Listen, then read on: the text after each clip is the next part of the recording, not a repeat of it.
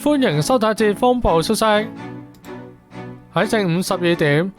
熱帶風暴麥德姆集結馬尼拉以東約610公里，預料向西北偏西移動，時速20公里，移向呂蘇帶並繼續增強。睇大船路徑圖，麥德姆嘅中心附近最高持續風速為每小時65公里。跟住講下本人預測就熱帶船麥德姆發出不同等級嘅熱帶船警告信號概率。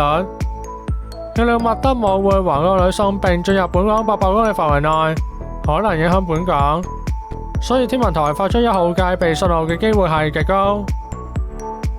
預料麥德姆會顯著增強，有機會達強颱風強度，喺週末期間進入南海中北部。預料其強風區有較大機會影響本港，所以天文台發出3號強風信號嘅機會係甚高。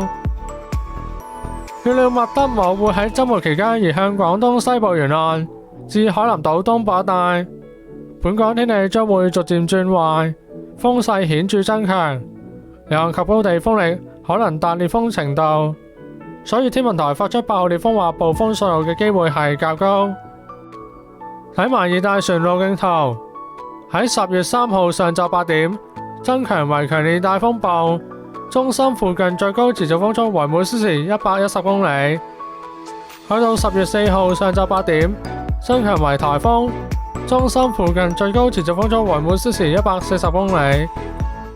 去到10月5號上晝8點增強為強颱風，